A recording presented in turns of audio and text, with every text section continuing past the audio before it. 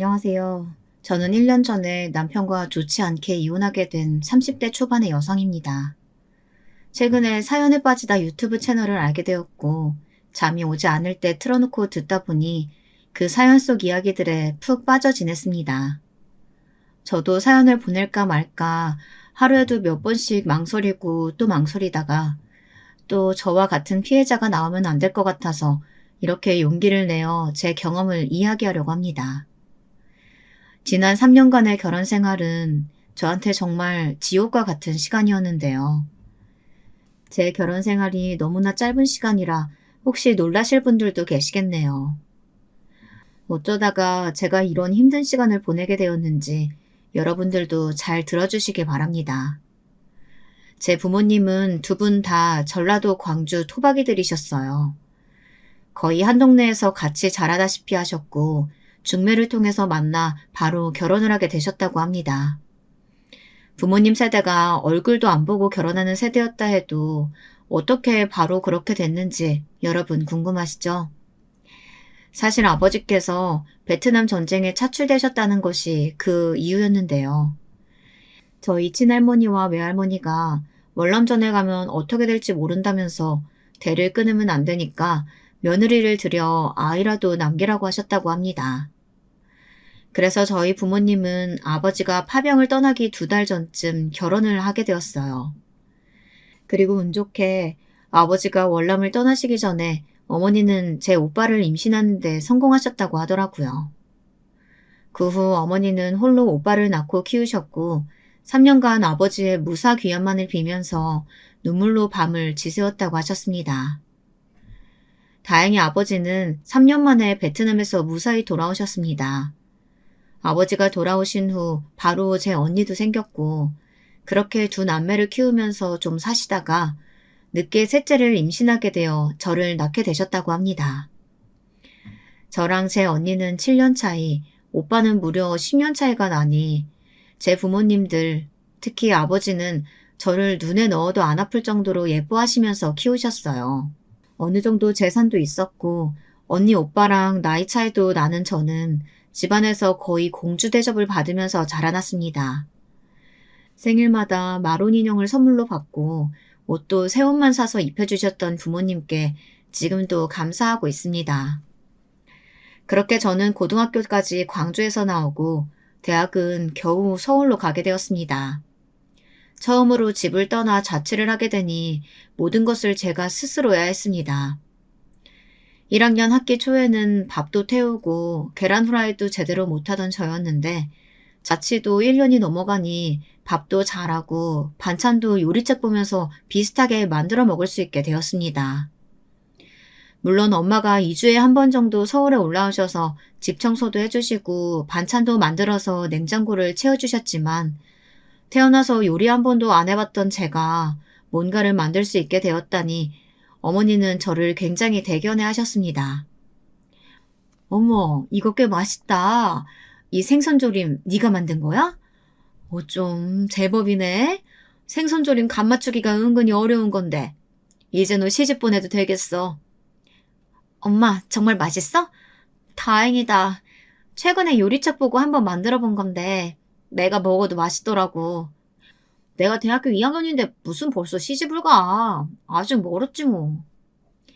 설마 내가 너를 벌써 시집 보내겠다고 그러겠니? 어휴, 요 이쁜 것을 어떻게 아까워서 시집을 보내. 오랫동안 끼고 살 거야. 나도 엄마랑 오래오래 살다가 아주 나중에 시집 갈 거야. 저는 제 또래 애들과 비교를 해도 어머니 아버지와도 굉장히 사이가 좋았습니다. 오히려 큰오빠가 사사건건 저를 아빠처럼 통제하려 들었고 언니도 엄마보다 잔소리를 더 많이 해서 오빠랑은 사춘기 때부터 사이가 좋지 않은 편이었어요. 그것도 몇 년간 뿐이었고 제가 대학을 서울로 가서 집을 떠나갔을 때부터는 다시 좋아졌고요. 오빠도 타지 생활하는 저를 안쓰럽게 생각하기 시작해서 가끔 돈이 떨어지면 오빠한테 전화해서 용돈을 타내기도 했었습니다. 그러던 어느 날 제 친정엄마는 오랜만에 고등학교 동창 모임에 다녀오셨는데 거기서 30년 만에 절친이었던 아주버니를 만났다고 하시더라고요. 어머니는 오랜만에 나갔던 동창회 분위기가 좋으셨는지 집에 와서 그 이야기를 아버지에게 시시콜콜 말씀드리는 거였습니다. 여보, 나 있잖아. 오늘 동창회에서 미자 만났거든. 근데 미자한테 아들이 있다네? 이번에 7급 공무원 붙어서 뭐 외교부인가 발령 났다고 얼마나 나한테 자랑을 하던지. 근데 그 미자 아들 말이야. 7급 공무원이면 좀 괜찮은 직급인 거야? 우리 딸 미자네 아들이랑 소개팅 한번 해줘 볼까? 당신 생각은 어때? 그래? 공무원이면 좋지. 그리고 소개팅 한 번 하는 것 정도는 괜찮은 것 같아. 그런데 당신 동창이라는 그 여자는 시어머니 자리로 좋기는 한 것 같아. 혹시라도 우리 귀한 딸 고생시키려는 심술궂은 성격이면 어떡하려고. 학교 다닐 때 걔 별로 눈에 띄지 않는 얌전한 애였어. 그래서 난 미자 사돈으로 마음에 드는데 어쨌건 누가 내 딸 바로 결혼시킨대. 술김에 그냥 하면 약속한 거니까 나가 보라고 하는 거지 뭐. 저는 그때 대학 졸업반이었는데 너무 이른 나이에 소개팅을 한다는 생각을 하니까 어쩐지 좀 거부감이 들더라고요. 그렇지만 저희 엄마는 그냥 반 장난으로 두 분이서 약속한 거라면서 엄마 체면을 봐서라도 한 번만 나가달라고 저에게 통 사정을 하시는 거였습니다. 가봐서 그 아들이 마음에 안 들면 뻥 차버려도 된다고 하시면서 딱 한 번만 만나보라고 하시더군요. 그래서 저는 억지로 어머니의 여고 동창생 아들과 소개팅 자리를 가지게 되었습니다. 그런데 그 사람은 생각보다 외모도 깔끔하고 매너도 있는 사람이었습니다. 솔직히 말하면 한 번만 만나고 끝을 내기에는 조금 아까운 사람이다. 그런 생각이 들었습니다. 게다가 30도 안 되었는데 공무원 시험에 합격했다는 말을 들으니 머리도 좋고 능력도 꽤 좋을 것 같은 느낌이 들었습니다. 그런데 참 이상한 일이죠. 그런 면에서는 그 남자도 저와 같은 생각을 하고 있는 줄은 몰랐습니다. 저희 엄마가 꼭 나가보라고 해서 솔직히 별로 기대 안 했었는데 그쪽이 생각보다 예쁘고 매력 있는 것 같아요. 오늘 하루만 만나고 끝내기엔 아까운데 어때요? 우리 계속 만나볼래요? 어머, 저도 그런 생각하고 있었는데 어쩌면 우리 생각도 잘 통하는 것 같아요. 좋아요. 다음에 또 만나봐요. 4학년 2학기에는 학교 수업도 2과목밖에 없고 논문만 쓰면 졸업이었기 때문에 저는 취업 준비를 하면서 시간이 많이 남아서 언제든 그 사람이 연락하면 만나러 나가곤 했습니다. 그때 남편은 제가 전에 잠깐씩 사귀었던 남자들보다 훨씬 믿음직했고 저를 챙겨주고 배려해주는 성격이었습니다. 남편이 어린 나이도 아니었고 어머니는 그 사람의 직업이 공무원이라는 것이 참 마음에 들었던 모양인지 그 동창 아주머니와 전화통화를 할 때마다 그렇게 아들 칭찬을 입에 침이 마르도록 해주셨던 거였습니다. 그래 미자야, 네 아들 말이야. 정말 착하고 배려심이 깊더라. 저번에는 우리 딸이랑 데이트 중이었는데 갑자기 우리 애가 배가 아프다고 하니까 같이 병원도 가지고 일찍 집에 들여보내주는 거 있지? 차로 데려다 주는 것도 물론이고 말이야. 어쩌면 그렇게 아들을 잘 키웠어? 네 아들 사위감으로 정말 마음에 쏙 든다. 우리 그냥 사돈 맺을래? 나도 네 딸 너무 예쁘고 참한 것 같아서 마음에 들더라. 막내인데 성격도 되바라지지 않고 말이야. 아니, 문제는 네 딸이 취직을 어디로 하는가인데 그것만 잘 되면 나도 네 딸 완전 마음에 들 것 같아. 어머, 혹시 너 우리 딸이 취직 못하면 이 결혼 반대할 거니? 네 아들은 벌써 우리 딸한테 푹 빠졌던데 뭘. 어머니는 제가 취업을 하든 결혼을 하든 별로 상관하지 않았지만 저희 아버지는 솔직히 그 사람과의 연애나 결혼보다 제가 취직을 해서 사회생활을 해보는 것을 바라고 계신 것 같았습니다. 나는 우리 딸이 사회 나가서 더 좋은 사람도 많이 만나보고 그러고 나서 결혼 결정해도 늦지 않을 것 같구나. 네 어머니는 눈앞에 그 남자 놓치면 안 될 것 같아서 안달을 내지만 혹시 아니? 그 남자 보고 결혼했다가 더 좋은 사람 나타나면 네가 후회하게 될 것 같아서 그래. 듣고 보니 아버지 말씀도 맞는 것 같았습니다. 저는 25밖에 안 되었고 아직 취준생의 입장이었기에 지금 결혼하는 것은 말도 안 된다고 생각했습니다. 지금 저한테 제일 중요한 과제는 그 남자와 데이트보다는 취업에 우선을 두어야겠다고 결심했습니다. 계속 연애에만 시간을 할애하다 보면 공부할 시간도 줄어들고 언제 취직에 성공할지 모르겠다는 걱정이 들기도 했습니다. 저는 그 남자에게 1년간 취업을 위한 시간을 달라고 말했습니다. 취직도 해야 했고 그 사람에겐 비밀로 했었지만 혹시 모를 다른 사람과 만남의 가능성도 열어놓고 싶어서였습니다. 그 사람은 처음에는 절대 안 된다고 펄쩍 뛰었지만 단순히 취직 때문이라면 6개월 정도는 못 만나는 건 감수하겠다고 하더라고요. 그러면서도 너무 아쉽다는 듯이 풀이 죽어서 저에게 매달렸습니다. 난 사실 하루도 자기 못 만나는 건 싫지만 자기가 취직 위해서라니까 견뎌볼게. 6개월까지만이야? 그 후에 무조건 우리 다시 사귀는 거야? 난 한눈 절대 안 팔 거야. 자기만 기다릴 자신 있어. 벌써 보고 싶은데 어떻게 6개월을 기다리지? 나도 자기가 물론 보고 싶겠지만 우리 좀 다른 것도 해가면서 보내자. 당신도 뭐 영어 학원이든가 평소 하고 싶었던 일 시간을 쏟아봐. 나만 너무 생각하지 말고. 제 말투가 좀 쌀쌀맞았는지 남자친구는 눈에 띄게 서운해했습니다. 할 수 없이 저는 매일 자기 전에 전화통화는 해주기로 했습니다. 그 후부터 저는 열심히 취업 준비도 하고 학원도 다니면서 영어 면접을 준비했습니다. 그래서 남자친구와의 약속했던 6개월 후에는 당당히 국내 굴지의 무역회사에 합격을 하게 되었습니다. 저는 기뻐서 남자친구에게 전화를 해 회사 취직 소식을 알렸습니다. 남자친구는 저보다 더 기뻐하면서 이제는 누구 눈치도 안 보고 저를 만날 수 있다는 것에 안심하더라고요. 저 역시 그동안 남자친구 몰래 가끔 다른 사람을 만나보기도 했지만 제 남자친구만큼 잘난 사람은 없었기에 그냥 이 사람과 결혼하겠지 하는 마음을 먹고 있었습니다. 제가 회사에 들어간 지 1년이 지나자 저와 남편은 결혼 준비를 시작하며 우선 상견례를 하기로 했습니다. 예비 시어머니가 광주 시내에 있는 고급 중식당을 예약하셨다고 하시며 남편을 통해서 저에게 주소를 보내주셨습니다. 토요일 저녁에 저는 아버지 어머니와 함께 상견례 장소에 10분 정도 일찍 도착해 있었습니다. 곧 예비 시부모님들이 제 남편과 함께 식당에 따로 마련된 룸으로 들어오셨습니다. 어머, 벌써들 와 계셨네요? 안녕하세요. 주연이 아버님, 처음 뵙겠습니다.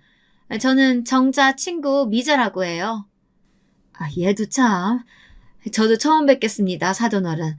미자랑 고등학교 동창이었던 박정자라고 해요. 두 분 어머니들은 새삼스레 상견례가 무슨 필요 있냐고 하시며 스스럼 없이 정말 동창회처럼 깔깔 웃으시면서 옛날 추억들을 풀어놓으셨습니다. 그렇지만 반대로 생전 처음 만나는 아버님들은 서로 마주 앉아 점잔을 빼면서 어색한 헛기침만 하고 계셨죠. 그런 숨 막힐 듯한 어색함이 싫었는지 친정아버지가 먼저 입을 여섰습니다. 저 사돈, 우리 술이나 한잔 하시죠? 여기 연태고량주가 맛있다고 하던데 제가 시키겠습니다. 괜찮습니다. 저는 술을 별로 안 좋아해서요. 고량주는 게다가 너무 세서 못 마십니다. 저는 그냥 맥주 한 잔만 하겠습니다. 시아버지의 칼같은 거절에 제 친정아버지는 입을 굳게 다문 채 언짢은 표정으로 말없이 술만 드셨습니다.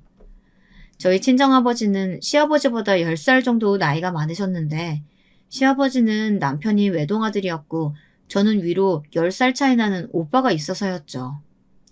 게다가 제 시어머니는 옛날 사람치고 연하의 시아버지와 결혼을 하셨던 거였습니다. 그럼에도 불구하고 시아버지는 왠지 제 친정아버지에게 형님 대접은 해주지 않고 쌀쌀맞게 거리를 두는 것 같았습니다.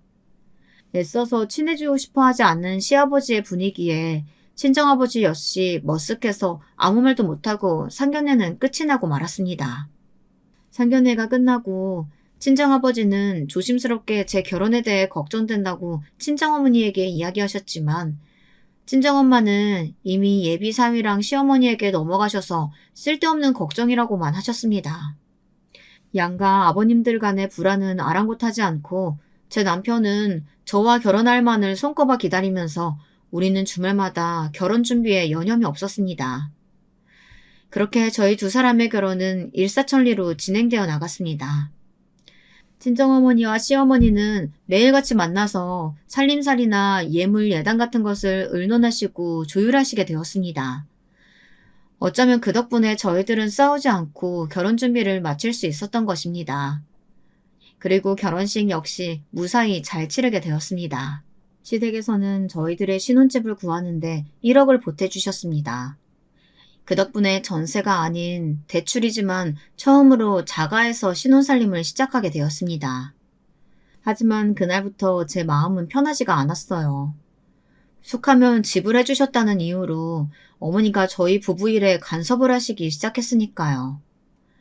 신혼집은 저와 남편의 직장 딱 한가운데의 위치로 잡았습니다. 그래야 뒤탈이 없다고 남편도 인정했기 때문이었습니다. 하지만 저희 시어머니는 그것조차 마음에 들지 않으시는 것 같았습니다. 시댁에서 가까운 곳으로 잡아야 한다고 결혼 후에도 저한테 불평을 늘어놓으셨습니다.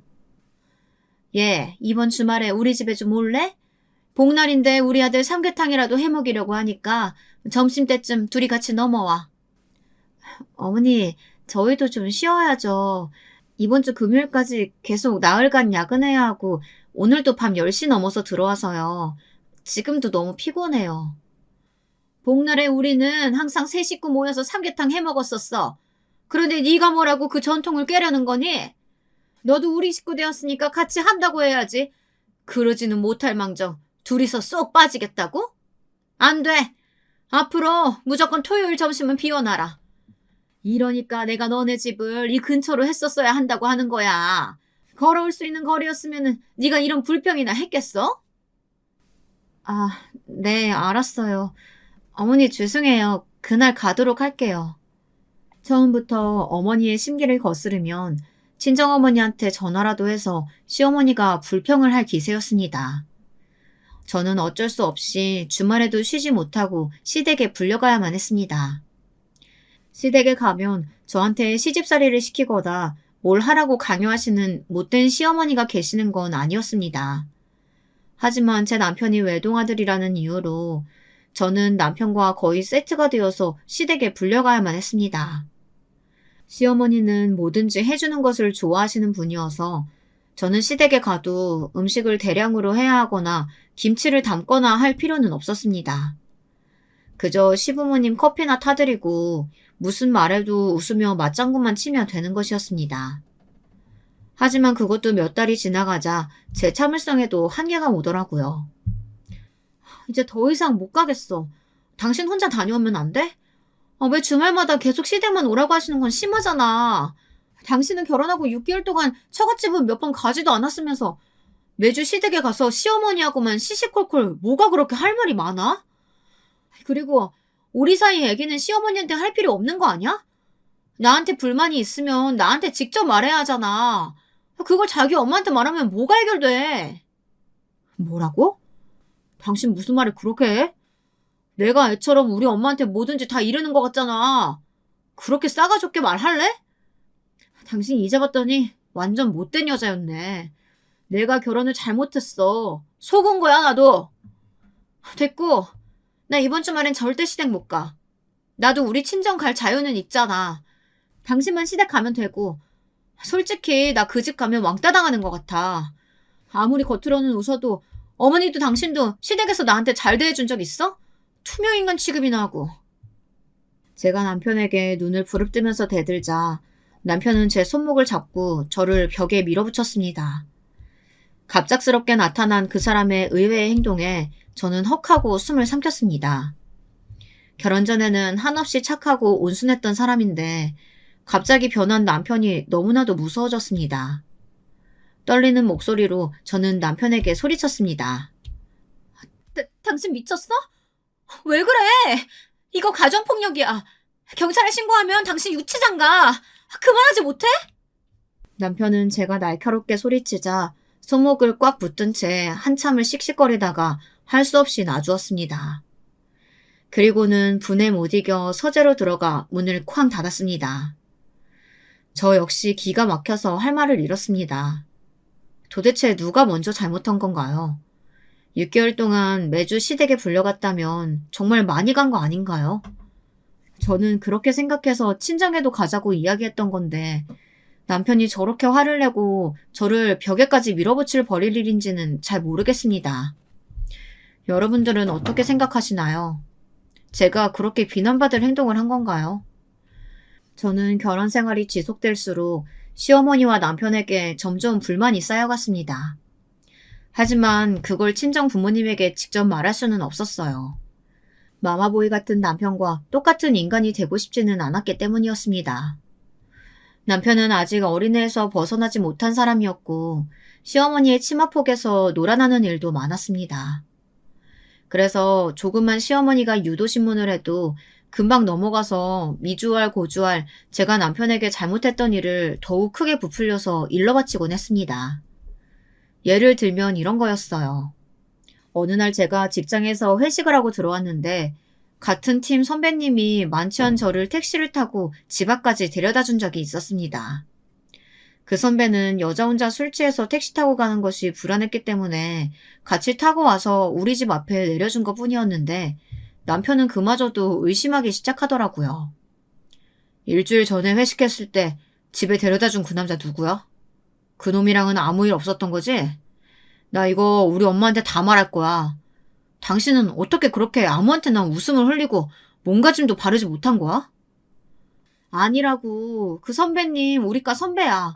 그냥 내가 술 많이 마신 것 같아서 집에 데려다 준 것 뿐이라고. 거짓말하지 마. 그놈이 당신 유부녀인 거 알면서 접근한 거 아니야? 너도 솔직히 말하면 그놈한테 마음 있지?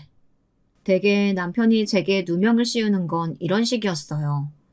그리고 나서 하루 정도 지나면 어김없이 시어머니에게까지 그 사실이 알려지고 말았던 거였습니다. 어머니는 저한테 전화를 걸어서 또 1시간 이상을 침튀기면서 설교를 시작하는 것이었고요.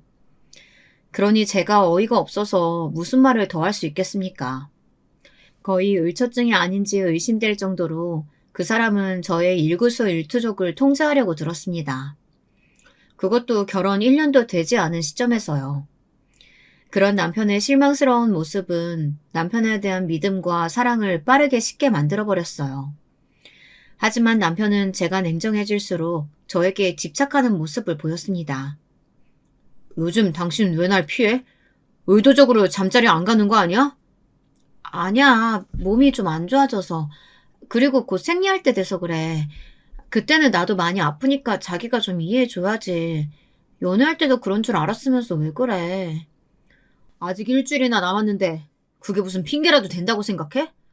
오늘은 피할 수 없어. 나도 양보 못해. 남편은 거의 반강제적으로 때로는 생리기간에도 자기가 하고 싶으면 저를 괴롭히듯 잠자리를 강요했습니다. 저는 점점 남편의 얼굴도 보기 싫고 그의 손길이 싫고 징그럽게 느껴지는 것이었습니다. 저는 너무 피곤한데 남편이 계속 강요하다 보면 싸움으로 이어지고 그것이 갑방을 쓰는 원인이 되기도 했습니다. 제가 남편에게 이해가 안 가는 점은 또 그런 부부간의 관계까지 남편은 하나도 안 빼먹고 시어머니에게 일러바치고 있었던 것이었습니다. 그건 지금 생각해도 선을 한참 넘는 행동이 아니었나 생각됩니다. 그런 일까지 시어머니하고 공유하고 싶은 며느리가 세상에 어디 있겠습니까? 그러면 시어머니는 그걸 가지고 또 제게 전화해서 한참을 꼬투리 잡고 훈계하는 것이었습니다. 예, 너 요즘 남편이랑 같이 방 안 쓴다며? 이제 1년 지났으면 아직 신혼인데 너희들은 연애를 오랫동안 해서 그런 거니? 도대체 우리 아들이 어디가 어때서? 네가 감히 우리 아들을 거절해? 다음 주에도 안 했다고 하면 이 엄마가 쫓아갈 거니까 알아서 해. 알겠니? 내가 전화해서 내 아들한테 물어볼 거야. 어머니, 부부간의 관계까지 허락을 받고 그래야 되나요? 전 도대체 이해할 수가 없어요. 남편도 뭘 잘한 게 있다고 그런 것까지 어머니께 일러바치는 건지. 진짜 마마보이가 아니면 그럴 수는 없는 거잖아요. 뭐? 마마보이? 얘가 무슨 말이야 그게 네 남편한테. 이 시어머니한테 이젠 하다하다 남편 흉까지 보는 것 봐. 너 착한 줄 알았더니 엄청 대바라진 애였구나. 내가 너를 한참 잘못 본 것 같다. 아유, 기 막혀서 누구 보고 마마보이라는 거야? 안 되겠다. 내 너희 엄마한테 전화해서 따져야지. 이거 뭐 완전 사기 결혼 아니야? 아니에요. 제발 우리 친정에는 알리지 마세요, 어머니. 제가 잘못했어요. 다신 어머니한테 말대답 안 할 테니까 친정어머니한테는 전화하지 마세요. 저는 저 때문에 제 친정부모님이 실망하시는 일만은 두고 볼 수 없었어요. 그래서 저만 참으면 만사가 해결된다고 안일하게 생각했던 것 같습니다. 아직 저와 남편의 결혼 생활은 1년밖에 안 지났었기 때문이에요. 그래도 남편이 변할 거라고 믿고 싶었습니다. 제가 잘하면 남편도 저한테 잘해주겠지. 마마보이 같은 성격도 고치고 제 말도 믿어주겠지 하고요. 그 후로는 웬만하면 남편의 기분을 맞춰주면서 몸을 사리고 지냈습니다. 회사에서 잔업이 있어도 미리 보고를 했어야 했고, 1시간마다 사무실에 있다고 영상통화로 남편에게 알려야 했지만, 그래도 친정 부모님이 제 파탄나버린 결혼 생활에 대해서 다 알게 되는 것만은 막고 싶어 노력했습니다. 그러다 제가 임신한 사실을 알게 된 건 결혼 생활이 2년째가 되어가던 시점이었습니다.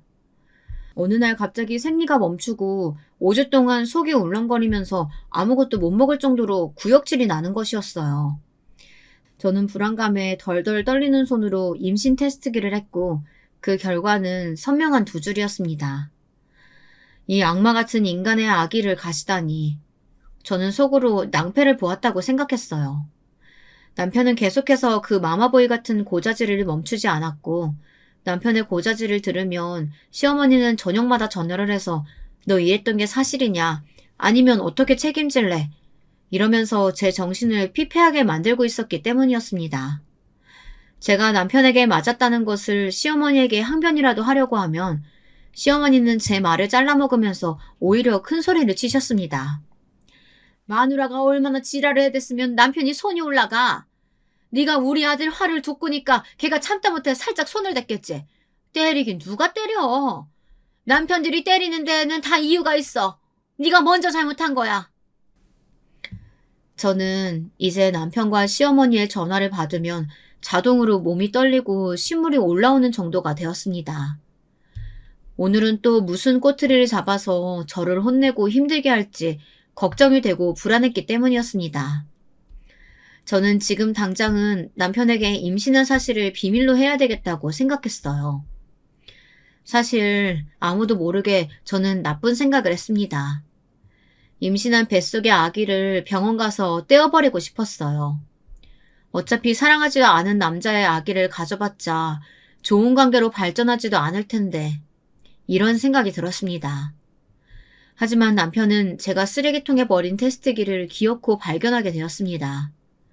남편은 제 생각과는 반대로 기뻐서 환호성을 지르면서 화장실에서 튀어나오더군요. 당신 임신한 거야? 몇 주 된 거야? 그게 사실이면 나 이제 내년이면 아빠 되는 거네? 와, 너무 좋다. 우리 2명 이상은 꼭 낳자. 난 외동이라 잘하면서 너무 외로웠거든. 아무리 친구가 있어도 난 동생이나 형이 있었으면 했었어.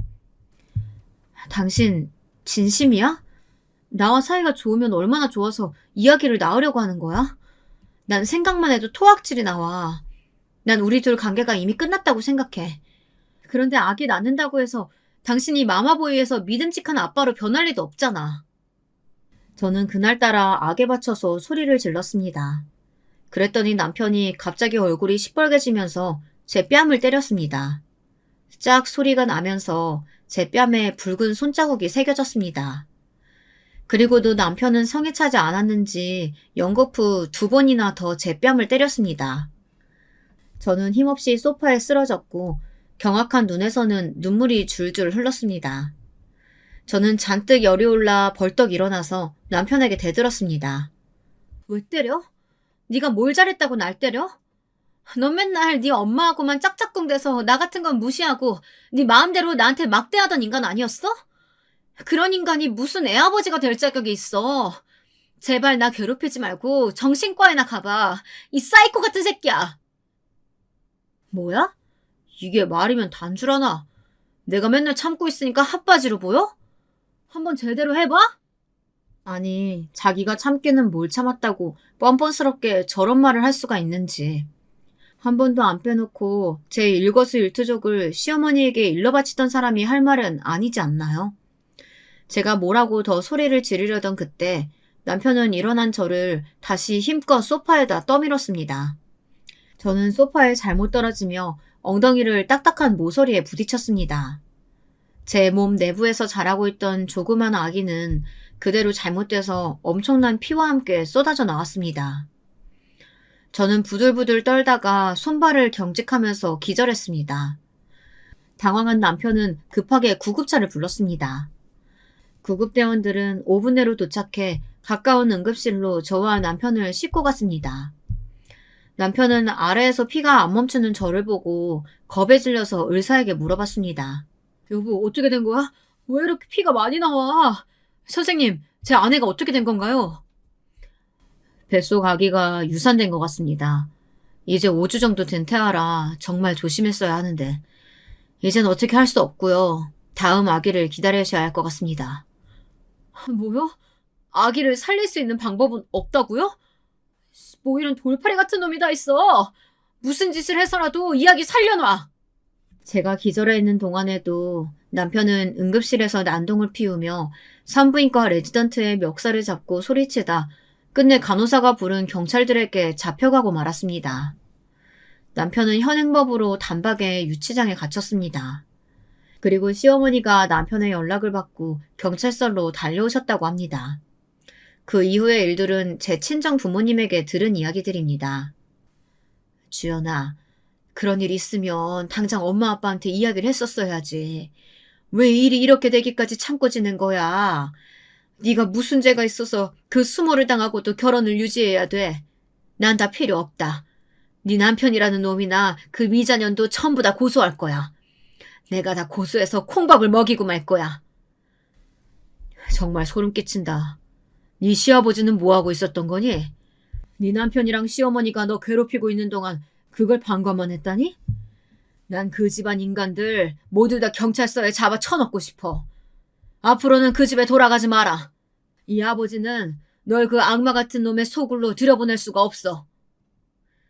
남편이 공무집행 방해죄로 구속되어 있는 동안 병실에 누워있던 저에게 시어머니가 전화를 해왔습니다. 저는 지긋지긋한 어머니의 전화를 받고 싶지 않아서 한 서너 번 정도 무시하다가 줄기차게 걸려온 전화에 넌덜머리를 내면서 받았습니다. 무슨 일이세요? 저 당신 아들 때문에 뱃속에 아기 잃은 사람이에요. 양심이 있으면 어떻게 어머니가 저한테 전화를 해요? 네, 그걸 믿지 못해서 전화한 거다. 정말 네 남편이 너를 밀었다고? 너 혼자 자작극한 거 아니야? 너 아기 낳기 싫다고 했다면서. 그래서 우리 아들이 화나서 널 밀었다고 하던데. 사실 너 애기 임신한 거 아니지? 네가 다 꾸며내고 거짓말한 거지? 시어머니의 막말을 듣는 순간 제 머릿속에서 그동안 눌러오기만 했던 어머니에 대한 인내심이 투두둑 끊어지는 소리가 나는 것 같았습니다. 저는 완전히 이성을 잃고 어머니에게 그동안 하고 싶었던 말을 큰 소리로 질러버리고 말았습니다. 뭐라고요? 우리 집 화장실 가면 제 임신 테스트기 있어요. 핸드폰에 직접 사진 찍어 놓은 것도 있고요. 또 어머니가 말도 안 되는 억지 쓸 것 같아서 제가 저한테 일어난 모든 것들 사진으로 찍어 놓는 버릇까지 생겼다고요. 이렇게 나를 신경증 환자로 몰아간 게 당신들 두 모자라는 거 알기나 해? 다시는 보기도 싫으니까 전화하지 마세요. 아니 얘가 무슨 소리를 하고 있는 거야? 뭘 잘한 게 있다고 감히 시오미한테 소리를 지르고 난리야. 지금은 내가 참는데 너 태어나면 이 시어미한테 사과하러 와야 될 거야. 나 참 기가 막혀서. 제 분노 폭발한 목소리에 시어머니는 망연자실한 채로 전화를 끊어버렸습니다. 어쨌든 시댁의 귀한 핏줄을 끊은 것도 아들이었고 저에게 폭력을 행사한 쪽도 아들이었으니 꼼짝없이 구속수사가 사실로 되어버릴 것 같아서였습니다. 전화를 끊고 나서 저는 억울한 마음에 소리를 내어 엉엉 울었습니다. 제 울음소리에 놀라서 병실에 복도에 계시던 친정엄마가 달려오셨습니다. 주연아, 왜 그러니? 무슨 일 있어? 또 그 미자년이 너한테 뭐라고 했어? 내 그 악랄한 기집애 머리털을 다 뽑아버리고 말 거야. 엄마, 그러지 마세요. 저 때문에 엄마까지 경찰서 가면 어떡해. 절대 그러지 말고 그냥 그 인간들 법으로 심판하게 놔둬요. 네? 아니야. 그러기엔 내가 분이 안 풀려. 내 손으로 네 2년간의 복수를 해야겠다. 주연아, 말리지 마라. 네 아버지도 그쪽에 억하심정 많으니까 조만간 복수를 하고 말 거야. 친정어머니의 결연한 눈빛에 저는 불안감이 더욱 커지고 말았습니다. 그 길로 제 친정엄마는 저희 신혼집에 가서 남편이 저를 때렸던 증거를 찾으려고 노력하셨습니다. 친정아버지 역시 옛날 월남전에서 수색대대에 계셨던 경험을 살려 저희 집을 샅샅이 뒤졌고 증거를 많이 찾아내셨다고 하시더라고요.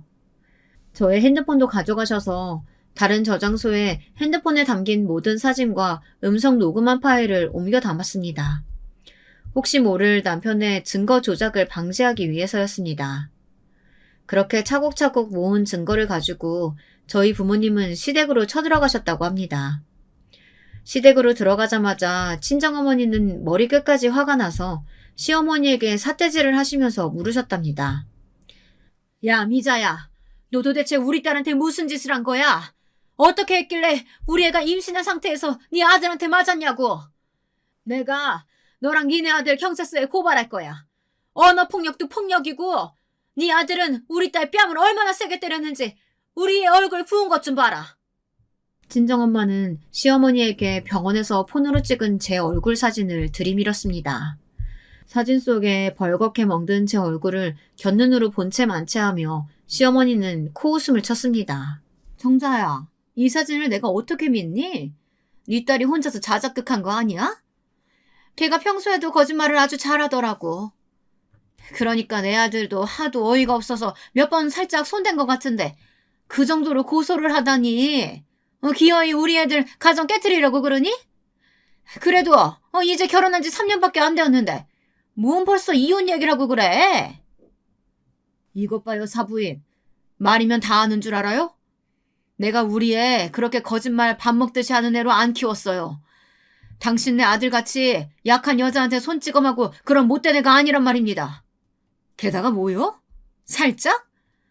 그러면 당신네 아들놈이 우리 애 때린 게 맞다는 얘기잖아. 당신도 한번 살짝 맞아볼래? 저희 친정아버지는 기어이 시어머니에게 다가가 씩씩대면서 멱살을 잡아 끌었습니다. 목이 졸린 채로 캑캑거리던 시어머니는 소뚜껑처럼 큰 아버지의 손바닥이 얼굴로 날아오려 하자 눈을 질끈 감으셨습니다. 그러나 저희 어머니가 아버지의 팔을 잡고 매달리다시피 하면서 말리셨습니다. 여보, 당신이 참아요. 여기서 당신이 미자 때리면 당신도 똑같은 사람 되는 거예요. 지금은 좀 참고 이 인간을 싹싹 빌고 사과할 때까지 우리 여기서 나가지 말아요. 그러면 되잖아요. 일상생활 못하게 계속 여기 눌러앉아 있다가 사과 받으면 그때 움직이자고요. 뭐라고? 아니 누구 맘대로 이 집에서 안 나가고 버티겠다는 거야? 내가 경찰에 신고하면 쫓겨나는 건 정작 너랑 네 남편이야. 그러기 전에 얼른 꺼져! 그때 이 아수라장에 산책을 갔다가 돌아오셨던 저희 시아버지가 나타났습니다.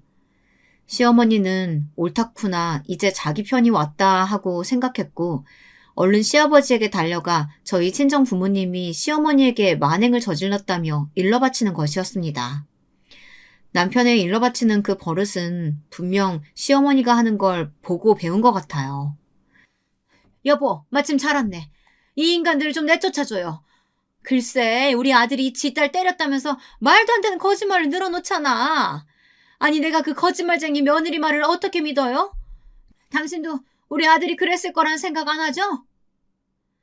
저희 친정부모님은 뻔뻔한 시어머니의 수작에 혀를 차면서 두 사람을 노려봤습니다.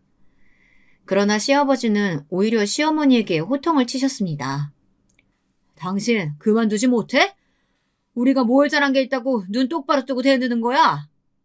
이렇게 말씀하신 시아버지는 화가 나서 어깨를 들썩이고 있는 저희 친정아버지 앞에 무릎을 꿇었습니다.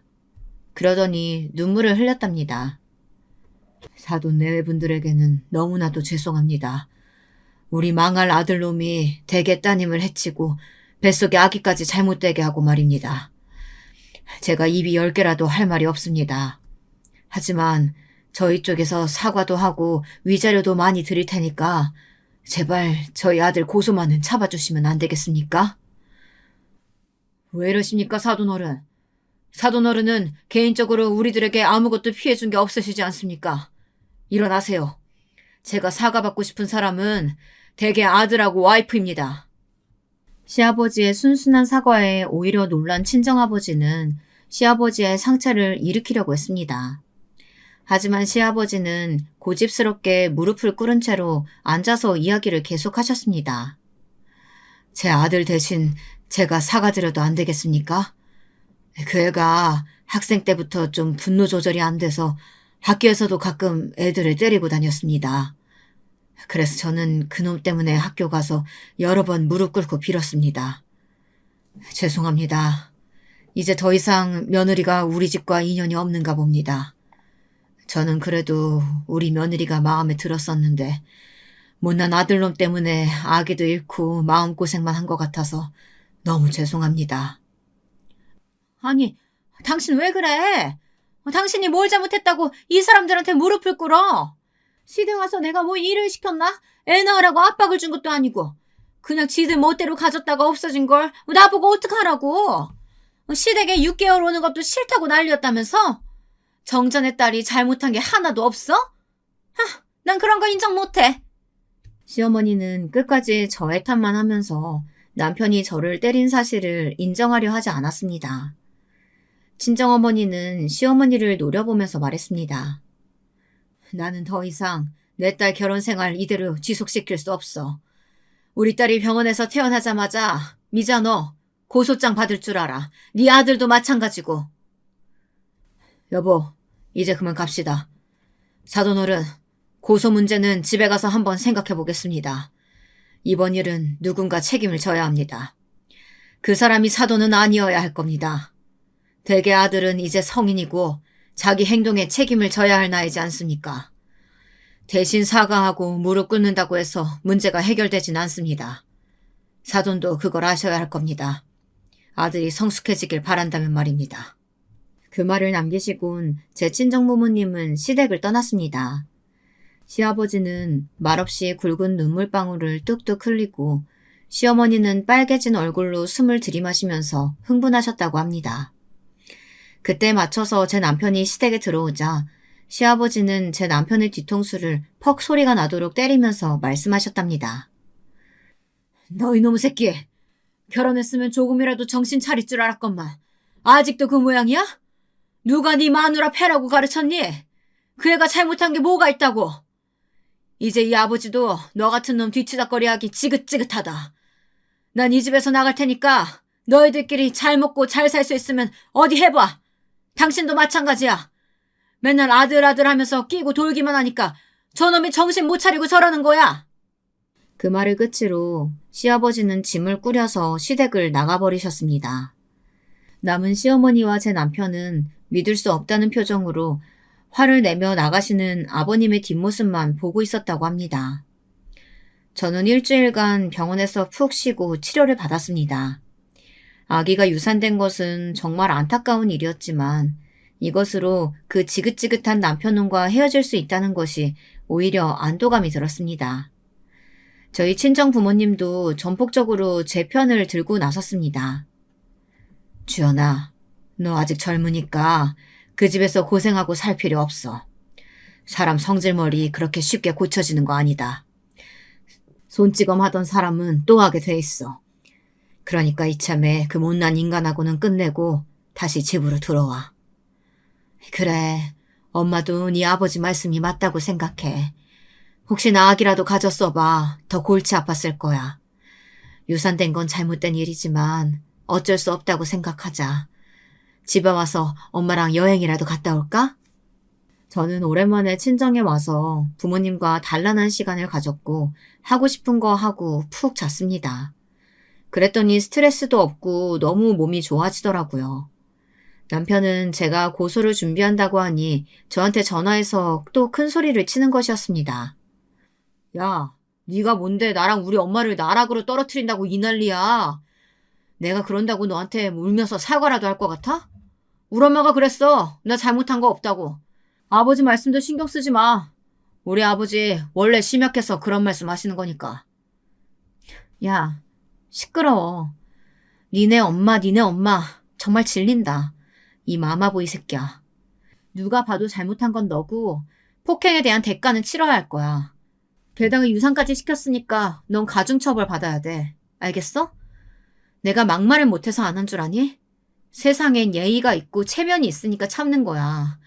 그런데 너한테는 예의 차릴 필요도 없고 네가 해준 대로 똑같이 대하는 게 답인 것 같다. 나한테 용서 같은 거 바라지 마. 합의 절대 없으니까. 저는 그렇게 남편에게 고소장을 보냈고 이혼 소송을 시작했습니다. 나중에 시아버지도 시어머니에게 이혼 합의서를 제출하셨다는 소문을 들었습니다. 그동안 시어머니가 연상이라는 것을 무기로 시아버지를 찍어 누르고 멋대로 조종하려고 하셨다는 것입니다. 그 김에 황혼 이혼도 하시고 다 큰 아들놈 뒷바라지도 하고 싶지 않다고 어디 산이라도 들어가 혼자 살고 싶다고 하셨다고 하더라고요. 그 말을 듣고 저는 속이 다 시원했습니다. 그 사이코 같은 모자 곁에서 그들의 편이 되어줄 사람은 아예 없을 것이니까요. 결국 그 사람과 저는 시아버지와 친정아버지의 극적 타협으로 고소를 취하하고 합의 이혼에 이르게 되었습니다. 죄는 미워하지만 사람을 미워하지 말아달라고 하면서 제 시아버지가 마지막으로 남편에게 억지로 사과와 반성문을 쓰게 하였고 남편은 아무래도 벌금도 물기 싫고 깜빵에 가기 싫어서 마지못해 반성문을 작성한 것 같더라고요. 제 친정어머니는 아직도 이 일로 시어머니를 미자년이라고 부르면서 몸서리를 치시곤 합니다.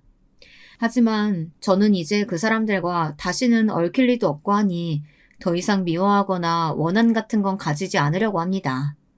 사람을 미워하면 할수록 제 수명을 더 깎아먹는 것 같거든요. 이젠 깨끗하게 헤어졌으니 그 사람이 개과천선하길 바랍니다. 그래야 남은 생을 별 탈 없이 살 수 있을 테니까요. 저는 6개월간의 이혼 과정이 끝나고 나서 어머니 아버지와 함께 유럽으로 해외여행을 다녀왔습니다. 그동안 쓰지 못했던 월차를 끌어모아 부모님 효도 관광도 시켜드리고 저도 마음 정리도 할 생각이었거든요. 현실에서 아등바등 해봐야 아무도 안 알아줄 거고 저도 회사에 덜 충성하면서 앞으로는 하고 싶은 건 하고 살기로 했습니다. 이렇게 남편과의 연을 끊은 지 1년이 넘었지만 아직도 지리산 기슭에서 혼자 사시는 전 시아버지와는 가끔 전화도 드리고 이런저런 일로 마음이 어지러울 때 찾아가서 뵙기도 합니다. 아직도 혼자 지내면서 좋은 남자 있으면 재혼하라고 하시는데 아직은 혼자가 좋다고 매번 웃으면서 말씀드리곤 하죠. 여러분, 제 이야기는 여기서 끝이 났습니다. 제 인생에 작지 않은 일을 겪고 나서 제가 느낀 점은 할 말은 꼭 하고 살아야 한다는 것입니다. 제 친정 부모님도 말씀하셨지만 부모 체면 생각해서 부당한 대우를 받아도 참는다면 남들은 그런 자식을 더 호구로 본다고요. 그리고 겉으로는 친절하고 착하다고 해서 그 사람이 끝까지 그럴 것이라고는 믿지 마세요. 왜냐하면 사람이 원하는 게 있을 때는 입안에 혀처럼 굴다가 원하는 것을 다 얻고 나면 제 전남편처럼 돌변해서 본색을 드러내는 일도 있을 테니까요. 제 이야기 들어주신 구독자분들 모두 건강하시고 행복하시길 바랍니다. 감사합니다. 안녕하세요. 저는 대한민국의 30대 유부녀입니다. 요즘 날씨가 많이 풀렸지요. 하나둘 봄꽃들이 봉우리를 터뜨리는 걸 보니 정말 이제 봄인가 싶은 것이 코로나도 겨울과 함께 물러갈 것 같은 희망이 생깁니다. 오늘은 제가 시어머니에게 구박당하는 동서를 시어머니에게서 구해준 이야기를 한번 해볼까 합니다. 먼저 저의 어린 시절에 대해 말씀을 드리자면 전 바닷가가 있는 큰 도시에서 자라났습니다. 아버지는 해산물 시장에서 일을 하셨어요. 싱싱한 생선을 바로 파는 일이었지요. 아버지가 가게를 하시던 시장은 전국에서도 알아주는 해산물 시장이어서 집안 형편은 넉넉했고 저는 아버지의 덕분으로 유복하게 어린 시절을 보냈습니다. 크게 부족한 것이 없었고 그저 달리기 하는 것을 좋아하는 말괄량이 소녀였지요. 어린 시절 매일 하라는 공부는 하지 않고 아버지 가게로 놀러 갔는데 저는 공부보다 뭔가 장사하는 모습을 보는 것이 재미있었어요. 그렇게 아버지와 함께 저녁 노을을 보며 집으로 돌아오면 항상 어머니는 맛있는 반찬을 한 상 가득 차려놓고 아버지와 저를 기다리고 계셨지요. 고등학교를 졸업하고 저는 당연히 대학을 진학하는 오빠와 언니 뒤를 따르지 않고 아버지께 가게에서 일을 배워보고 싶다고 말씀드렸어요. 당연히 아버지는 무슨 소리냐며 처음에는 역정을 내셨지만 저는 고집을 부렸습니다. 그렇게 저는 얼른 대학 가고 좋은 집에 시집 가야지라는 소리를 귓등으로 들으면서 20살부터 시장으로 출근을 했습니다. 그렇게 1년 정도 아버지의 장사 노하우를 배운 다음 저는 장사 아이템을 찾았습니다.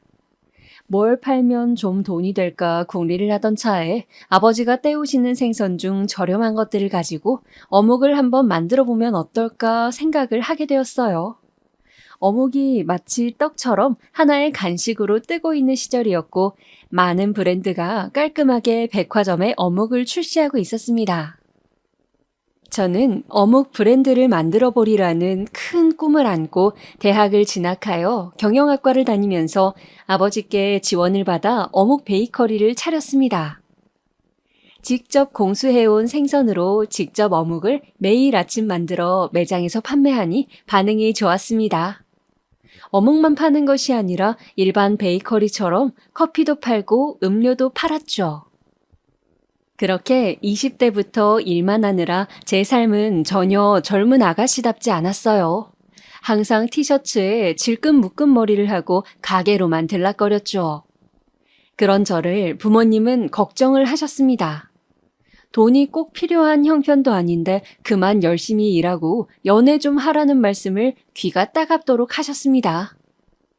나이가 들수록 사람 만나기는 더 어려워지는데 어쩌려고 그러냐는 핀잔도 함께요. 저는 가게 일 때문에 무리를 해서인지 몸도 약해지는 것 같고 집에 있으니 부모님의 잔소리도 듣기 싫어서 언젠가부터 휴일에 등산을 다니기 시작했습니다. 등산을 다니다 보니 재미가 붙어 날씨가 좋은 날이면 이런 날 산에 가면 얼마나 기분이 좋을까 그런 생각이 들면서 집을 나서고 싶어졌어요. 내친 김에 등산 동호회를 가입해볼까 하는 생각도 들었습니다. 부모님 말씀대로 친구도 사귀고 같이 등산도 다니고 하면 좋을 것 같았어요. 그렇게 저는 용기를 내어 인터넷으로 등산 동호회를 가입했습니다. 매주 일요일 정해진 시간에 정해진 산 밑으로 나가면 되는 방식이었고 회비가 2만 원 정도 있었습니다. 다 같이 정해진 코스를 다 오른 다음 하산하고 단체로 식사를 하면서 이야기를 나누는데 필요한 회비였죠. 매주 꼭 참석해야 하는 것이 아니라 멤버도 계속 바뀌고 내가 바쁜 일이 있으면 그 주는 안 나가도 상관없다는 점에서 일이 바쁜 저에게는 부담이 덜한 동호회였습니다.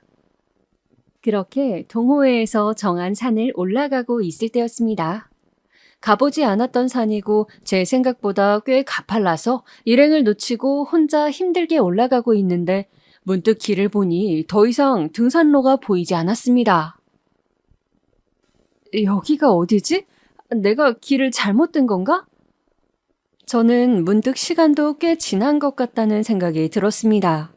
순간 숲은 울창하고 새소리도 뭔가 음산하게 들리는 것이었어요. 갑자기 무서운 기분이 들었습니다. 나 길을 잃은 건가? 누구 없어요? 아무도 없어요? 놀라서 소리를 지른 제 목소리는 바람에 실려 사라질 뿐이었습니다. 저는 일단 바위에 앉아서 다시 올라왔던 길을 더듬어 내려가 보자고 마음을 먹었어요. 전화가 있기는 했지만 잘 터지지 않았고 조금씩 어두워져 가는데 가만히 있을 수는 없다는 생각이 들었어요. 가벼운 산행이라 생각했기에 신발도 가벼운 트레킹화를 신고 있었습니다. 저는 바위 뒤에 내리막길이 있는 것을 눈으로 살피면서 다리를 내뻗었습니다. 그런데 몸이 주르륵 하고 미끄러지면서 길이 있는 줄 알았던 곳이 풀 사이로 우거져 있는 곳이 급경사라는 것을 깨닫는 순간 덥석 어떤 손이 저를 잡아 올리는 것이었습니다. 괜찮으세요? 말소리와 함께 한 남자의 손이 힘껏 저를 끌어올렸어요. 저는 난생 처음 뭔가 간질간질한 이상한 기분이 온몸을 타고 올라오는 것 같았어요. 많이 놀라셨죠? 여기 물 좀 드시고 제가 부축해드릴게요. 남자는 제법 큰 키에 호감형 얼굴을 하고 미소를 짓고 있었습니다. 운동을 많이 하는 모양인지 전문 등산 장비를 가지고 있었어요. 그는 제 간이배낭을 대신 짊어지고 내려가는 길을 안다며 저를 내내 이끌어줬습니다. 저는 미끄러질 뻔한 충격과 미묘한 기분 때문에 뭔가에 홀리듯이 그 사람을 따라 산을 내려갔습니다. 산을 내려간 남자는 조심스레 말하더군요. 저 실례가 안 된다면 놀라신 것 같은데 저랑 간단히 욕이라도 하시는 건 어떠세요? 저도 놀라서 그런가 배가 고파서요. 아, 네. 저 안 그래도 놀라서 그런지 허기가 지네요. 괜찮으시다면 감사 인사를 할 겸 제가 식사 대접하겠습니다. 그 남자와 저는 등산 초입에 있던 파전 식당에 가서 식사를 함께 했습니다. 백숙을 시켜 먹고 파전과 동동죽까지 시켜 먹었어요. 평소 낯을 가리는 스타일인데 이상하게 그 사람은 처음 볼 때부터 마음이 편했습니다. 그렇게 그 사람과의 인연이 시작되었어요. 그 남자는 제가 사는 도시에서 대학교를 졸업한 공무원 준비생이었습니다. 그 어렵다는 법대를 졸업했다고 했는데 법조인은 엄두가 안 나고 7급 공무원을 준비한다고 했어요. 저는 어묵 베이커리를 한다고 밝히며 가게 위치를 알려주었습니다. 공부하다가 간식 필요하시면 언제든 드릴 테니 들러서 드시고 가시라고 하면서 말이죠. 그 사람은 말만이라도 고맙다면서 웃더군요. 어묵을 평소 좋아했는데 잘 됐다면서 무척 즐거워했습니다. 그렇게 그는 한 번씩 저희 가게에 들려 저랑 눈인사를 하기도 하고 제가 됐다는데도 기어이 어묵값을 놔두기도 하면서 저와 아는 지인 사이로 지내게 되었습니다. 가끔은 배가 고프다며 같이 밥 먹으러 가자고 가게에 조르기도 하고 오늘은 공부가 안 된다며 술 한 잔 사달라고 하기도 했어요. 그렇게 그는 점점 가게로 찾아오는 날들이 잦아지더니 어느 날 저에게 고백을 했습니다. 있잖아, 나는 네가 정말 좋아. 산에서 처음 봤을 때 첫눈에 반한 것 같아. 비록 내가 지금은 백수지만 나 시험 붙으면 정식으로 사귀어 줄래? 저는 술기운에 저에게 용기를 내서 말하는 그 사람의 술주정이 귀엽고 싫지 않아서 그러겠다고 했습니다. 그 후에도 데이트인지 친구 간의 만남인지 알 수 없는 상태로 우리는 계속 만남을 가졌습니다. 그러다가 결국 만난 지 6개월 만에 자연스럽게 연인이 되었어요. 남친은 아직 백수인지라 걱정된다고 했지만 저는 정 안 되면 내가 가게 해서 먹여 살릴 테니 걱정 말라고 하면서 공부 열심히 할 수 있도록 내가 잘 돕겠다고 장담을 했죠. 그리고 저희가 사귄 지 1년 만에 남친은 당당히 7급 공무원에 합격을 했습니다. 저는 뛸 듯이 기뻤어요. 그리고 그렇게 우리는 양가에 인사를 드리게 되었습니다. 저희 부모님은 예전부터 한 번씩 시장에 인사를 드리러 가곤 했기 때문에 남친이 시험에 붙었다는 말과 이제는 정식으로 결혼을 전제로 만나고 싶다는 말에 크게 기뻐하셨습니다. 저 역시 제가 좋아서 만난 사람을 부모님께서도 좋아해 주시니 너무 행복했습니다. 문제는 한 번도 뵙지 못했던 남친의 부모님을 뵙는 자리였습니다. 저는 평소 낯을 가리는 소심한 면이 있는지라 너무 걱정이 되어서 한동안 주변 지인들에게 어떻게 하면 잘 보일 수 있는지, 그날 옷은 어떤 걸 입어야 하는지 등등 정보를 물어보기도 하고 긴장되는 마음을 좀 진정시키기 위해서 인터넷으로 명상 같은 것을 해보기도 했어요. 그러나 만나 뵙기로 한 날이 다가오면 다가올수록 점점 더 긴장이 되더군요. 어른들에게 어떻게 대해야 할지, 또 결혼을 전제로 만나겠다는 말씀을 좋게 들어주실지 정말 한두 가지가 신경 쓰이는 것이 아니었습니다. 드디어 제가 남친의 부모님을 뵙는 날이 되었죠. 만나기로 한 장소는 연회장이 있고 개별 룸이 있는 인근에서 유명한 고깃집이었습니다. 특히 돼지 양념갈비가 맛있는 집이었죠. 저는 베이지색 원피스를 입고 언니가 방학 때 놔두고 간 멋들어진 자켓도 걸치고 핸드백도 들고 식당으로 갔습니다. 오빠의 가족분들은 먼저 와 계시더군요. 시골분들 특유의 푸근한 인상이셨고 저를 보고 미소를 보내셨습니다. 다행히 저를 마음에 들어 하시는 것 같았어요. 특히 어머니께서는 저를 보고 아가씨가 너무 곱다며 그래 가게를 한다고 들었는데 가게 위치는 어디쯤 되냐며 다음에 꼭 놀러 오신다고 말씀을 주셨습니다. 저는 안 그래도 맛보시라고 저희 가게에 잘 팔리는 어묵들을 가지고 왔다고 가족분들께 선물로 드렸습니다. 깔끔하게 포장된 어묵 세트를 보고 가족들은 아가씨가 야무지다며 좋아하셨어요. 저는 남친의 가족분들을 보고 나니 이 집에 시집 가면 마음 편하게 살 수 있겠구나 그런 생각이 들었습니다. 그렇게 우리 커플은 1년여의 시간을 더 연인으로 보냈어요. 남친도 직장에 적응할 시간이 필요했고 저도 가게를 확장하느라 정신이 없었기 때문에 한동안은 결혼 생각도 하지 않고 바쁘게 보냈죠. 그런데 저희가 그렇게 있는 것이 못마땅하셨는지 양가 부모님들이 계속 둘 다 직장도 안정되어 있는데 그만 결혼을 하는 게 어떻겠냐고 서로 잘 맞고 그런데 괜히 시간 끌면 틀어질 수도 있다면서 재촉을 하셨습니다. 그래서 양가 부모님 등살에 우리는 30대가 되고 막 결혼을 하게 되었습니다. 결혼 준비는 생각보다 복잡했어요. 처음 찾아봤을 때는 스드메는 뭔지 식장은 어떻게 잡는 것인지 모든 것이 헷갈리고 혼란스러웠는데 그러다 결국 웨딩 플래너와 계약을 하고 결혼 준비를 하게 되었죠. 다행히 결혼식은 성대하게 잘 끝났고 많은 사람들의 축복을 받으며 평소 가고 싶었던 유럽으로 신혼여행도 다녀왔습니다. 제 담당 웨딩 플래너는 굉장히 싹싹하고 앳된 외모의 예쁜 아가씨였는데 제 결혼식 당일에 저를 응원해주러 왔다가 우연히 저희 신랑의 동생을 보고 호감을 가지게 되었다고 했어요. 저는 결혼 이후 한번 보자는 플래너의 연락을 받고 커피숍에서 만났다가 두 사람이 호감을 가지고 만나고 있다는 말을 듣고 놀라고 또 신기했습니다. 사람의 인연이라는 게 이렇게 이어질 수도 있구나 싶은 게 두 사람을 많이 응원해주고 싶었습니다.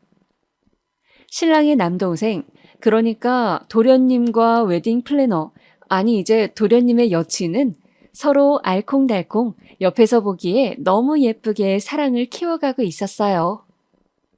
저는 저보다 3살 어린 플래너분과 언니 동생 하는 사이가 되어 친한 친구처럼 지내게 되었죠. 그렇게 우리가 결혼하고 1년이 지난 후 도련님은 집에 여친을 소개시키고 결혼을 하겠다고 선포를 했습니다. 그런데 이번에는 어쩐지 저와 신랑이 결혼하던 때와 달리 시부모님의 반응이 좋지만은 않았습니다.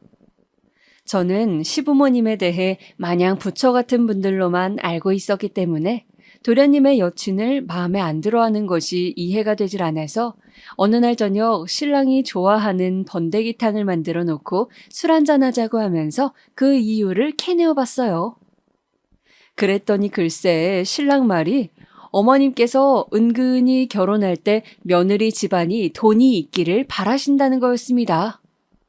저에게 내내 호의적이셨던 것도 바로 저희 집 형편이 좋았기 때문이라는 거였어요. 지금 도련님 여친은 아버지께서 마을버스 기사를 하신다고 하셨고 집안 형편이 좋질 않은 데다가 동생이 2명이나 더 있어서 그동안 여친이 집안 건사를 해왔는데 그 사실을 알고 난 후로 영 여친을 마음에 안 들어 하신다고 했습니다.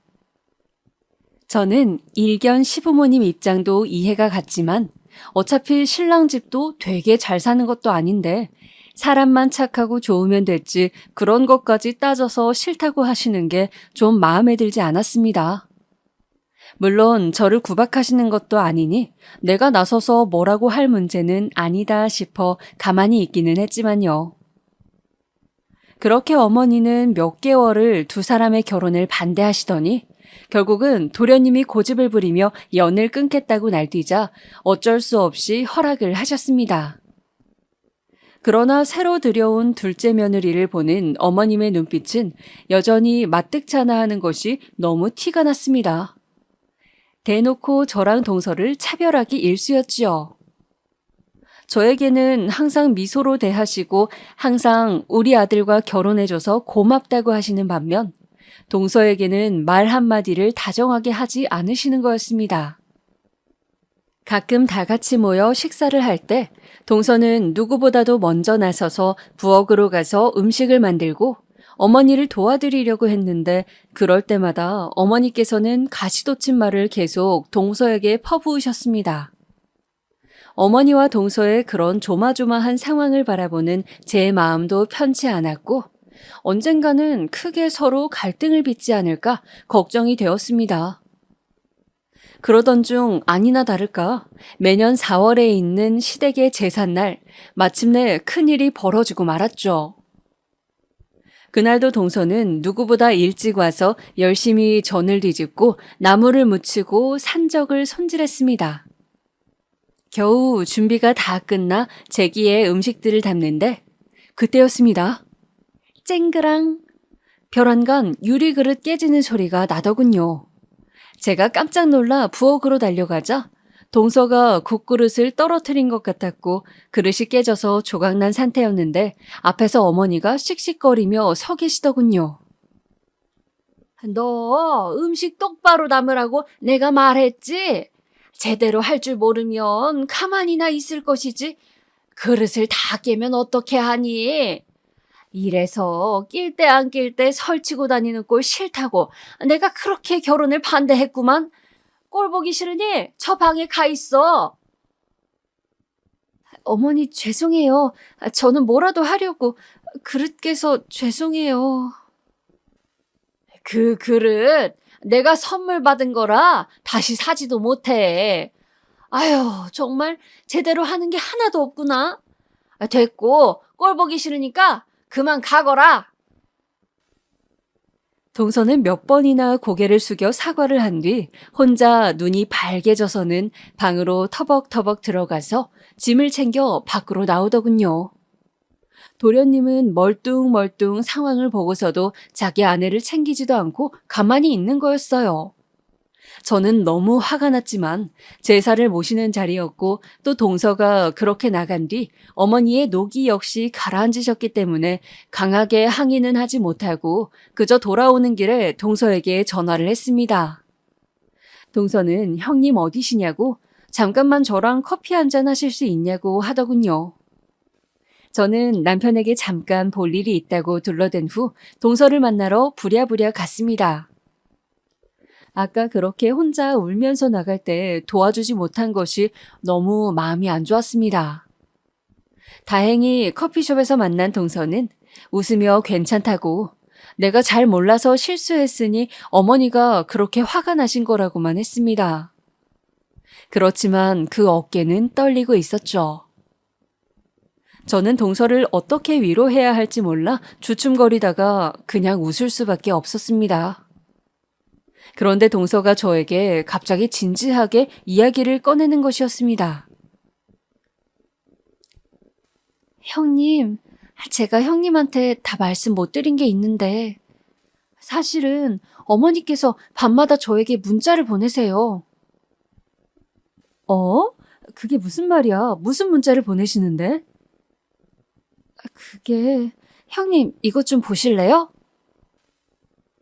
동서가 내민 핸드폰에는 어머니가 밤마다 보낸다는 문자가 있었습니다.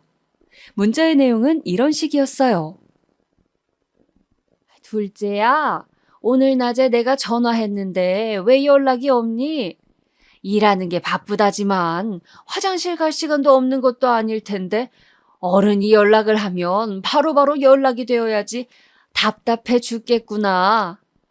가정교육을 이따위로 받았니? 이래서 없는 집애를 집안에 들이는 게 아닌데 이제 우리 집안 사람이니 내 말을 법처럼 여기고 내가 하라는 대로 잘 따르도록 해라. 알았니? 이런 식의 내용이 대부분이었습니다. 누군가를 교육시키고 자신의 뜻대로 끌고 가려는 폭력적인 내용들. 저는 정말 기가 막히고 정말 이 사람이 내가 아는 그 사람 좋은 어머니가 맞는지 혼란스러웠습니다. 동서는 어머니께 문자뿐 아니라 전화도 수시로 하시며 자신을 마치 스토킹하듯이 괴롭힌다고 했어요. 남편에게 이야기도 해봤지만 어머니께서는 남편에게는 마치 자신이 억울하다는 듯이 도리어 울먹이면서 자식 많아봤자 아무 소용 없다고 그런 말씀을 하시니 남편도 두 손 두 발 다 들었다고 그냥 엄마가 어른인데 우리가 참는 수밖에 더 있나 하는 입장이라고 했습니다. 저는 동서의 손을 잡고 동서에게 힘내 동서, 내가 방법을 한번 알아볼게. 어머니께서 가끔 볼일 보러 우리 가게에 자주 오시니까 속도 한 번씩 떠보고 도대체 동서에게 왜 그러시는지 한번 여쭤볼 테니까 너무 속상해하지 말고 힘내, 응? 하고는 동서를 위로해 준 뒤 집으로 돌아왔습니다. 그리고 그날부터 어머니께서 우리 가게에 들러 볼일을 보실 때면 잘 관찰해 보기 시작했어요. 그러고 보니 어머니께서 우리 가게에 들르는 날은 공통점이 있었습니다. 뭔가 상대방은 낯설어 보이는데 어머니께서는 친근하게 뭔가에 대해서 열심히 설명을 하는 모습이었어요. 저는 분명히 어머니에게 뭔가 있다 싶어서 어머니를 유심히 살펴보고 어머니가 뭘 하시는 건지 알아내려고 했어요. 어머니와 함께 오시는 분들은 동네 아주머니들 같았는데 몇 분은 잘 차려입으셨고 몇 분은 수더분하셨는데 어딘지 모르게 서로 막역하지는 않고 거리가 있는 모습이었습니다. 그러던 어느 날 저는 결국 그분들의 정체를 알아냈어요. 그날은 어머니께서 5명 정도 일행을 데리고 가게로 오셨습니다. 저는 연애 때부터 어머니께서 친구분들을 데리고 오시면 항상 무료로 모든 메뉴를 제공해드렸기 때문에 그날도 주문을 받으러 갔습니다.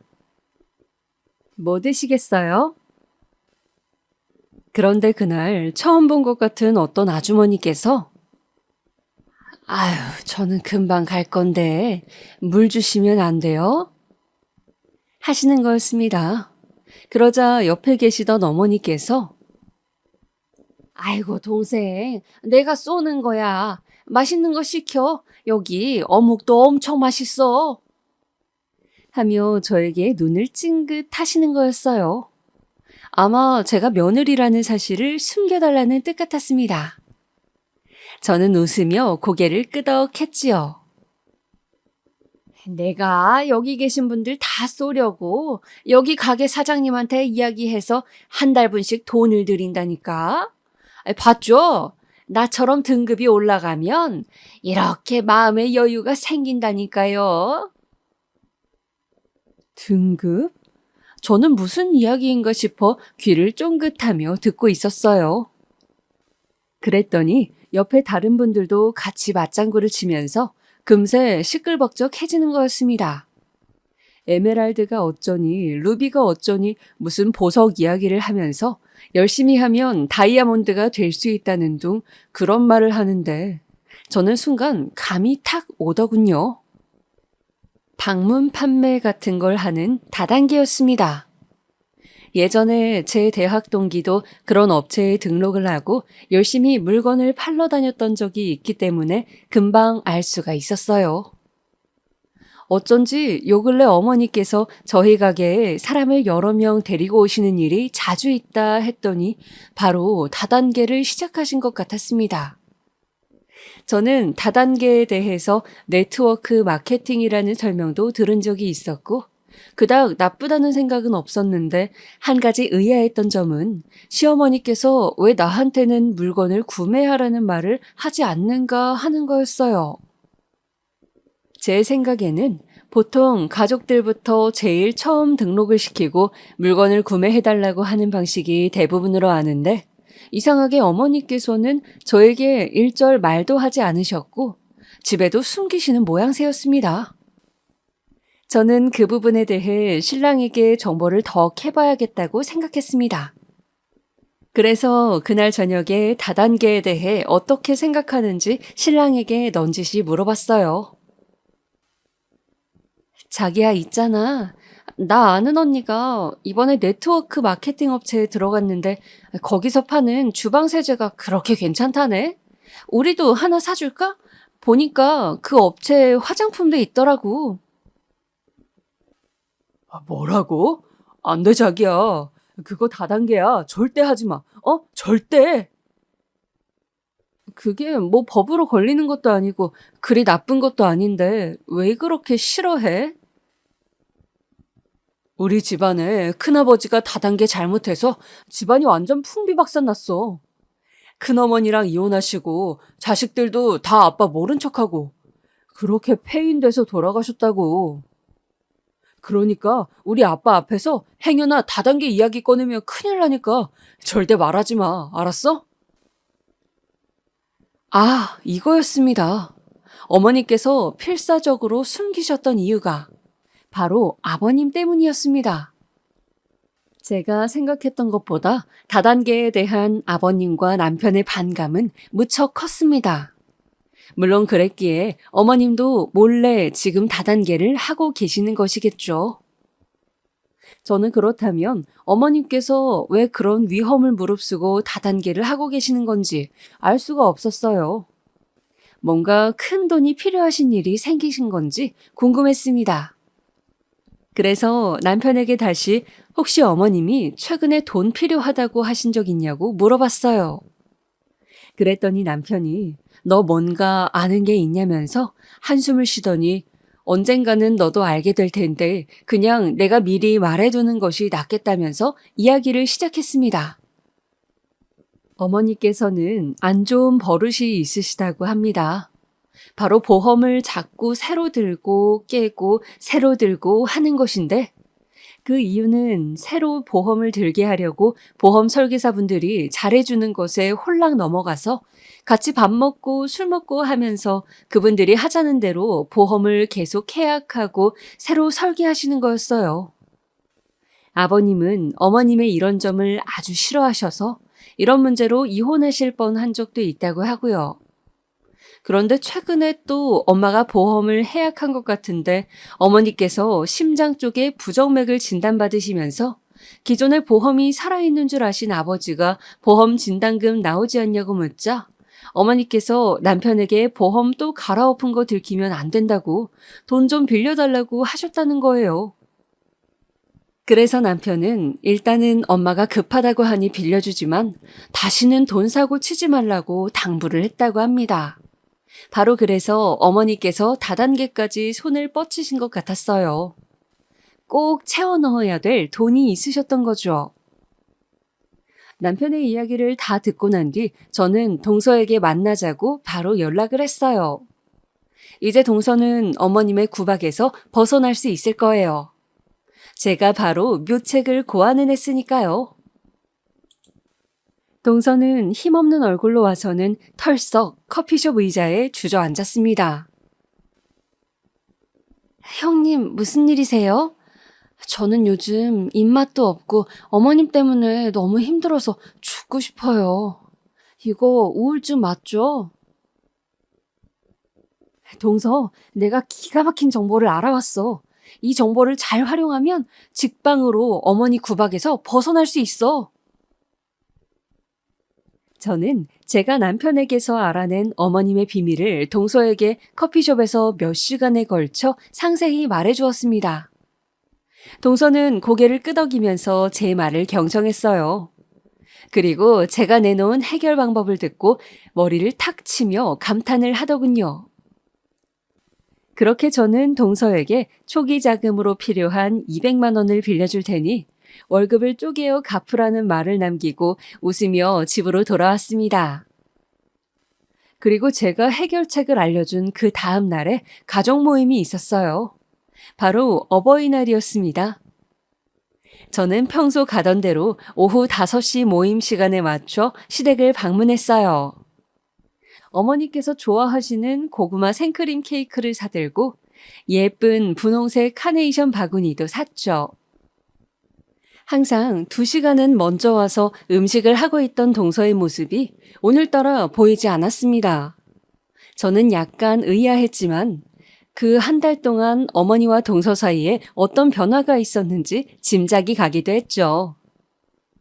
어머니는 어버이날인데도 혼자서 가족들이 먹을 음식을 땀을 뻘뻘 흘리며 만들고 계셨어요.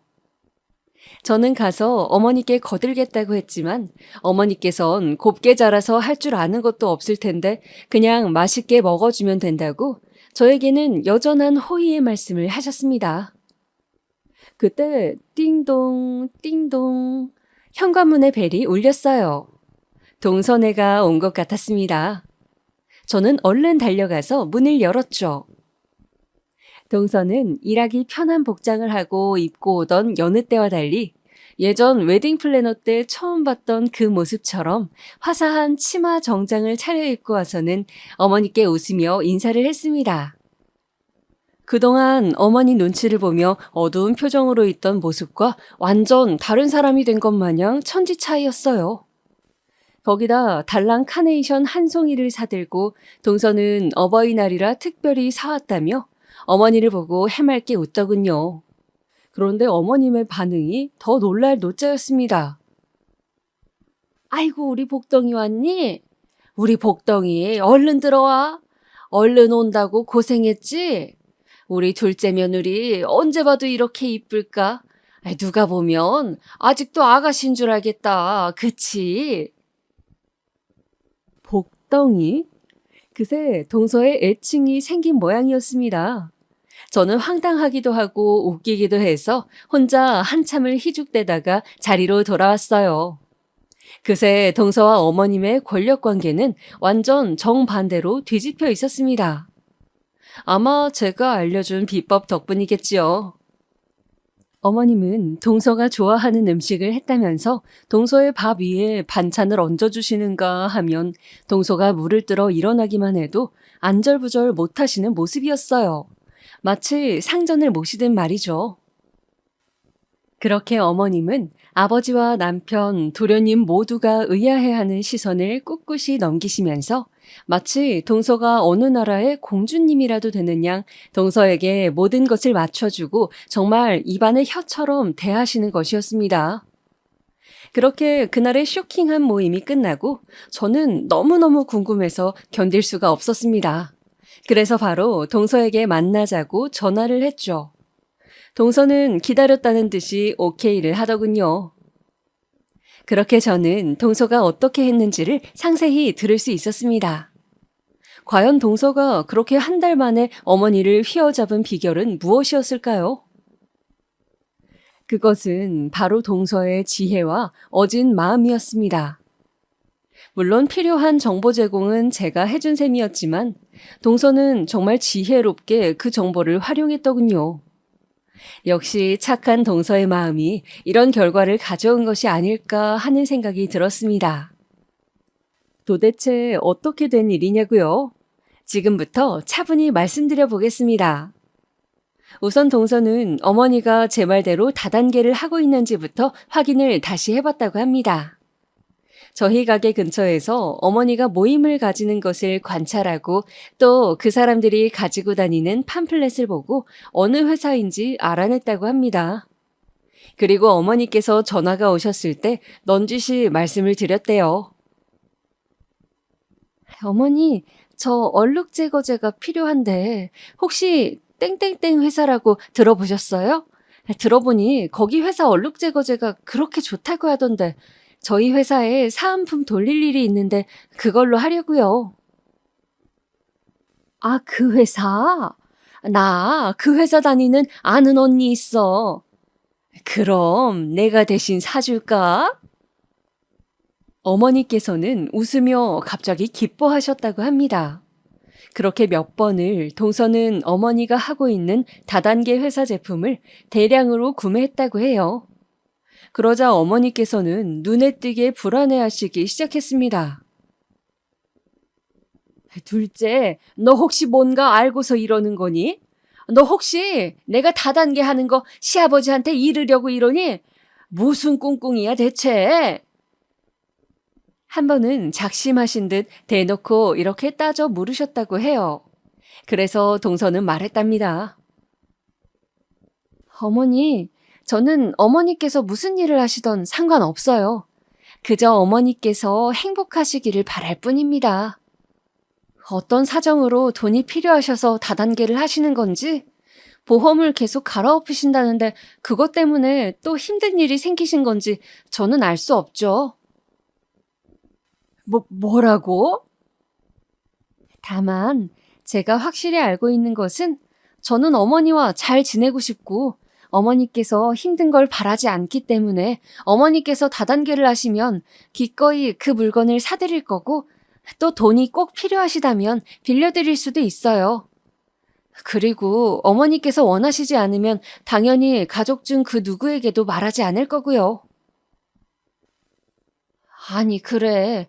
말은 고맙다만 도대체 왜? 제가 사랑하는 제 남편을 낳아주시고 열심히 키워주셨잖아요. 저는 어머니께 평생을 감사하는 마음으로 살 거고, 어머니 행복하실 수 있도록 최선을 다해 도울 거예요, 어머니. 그랬더니 어머니께서 전화기 너머로 갑자기 눈물을 흘리시면서 둘째야, 내가 그동안 미안했다. 그저 내가 내 욕심으로 너를 힘들게 했는데 네가 나를 마음으로 안아주는구나. 미안하다 둘째야. 하면서 진심으로 동서에게 사과를 하셨다고 합니다. 그러면서 보험금을 메꿀 때까지만 다단계를 하고 그만둘 거라고 차마 남편한테는 말할 수도 없고 나이 들어 어디 가서 돈 벌 수단도 없고 해서 시작하게 되었는데 사실 당신 본인도 괴롭다고 하시며 비밀을 지켜줄 것을 당부하셨다고 해요.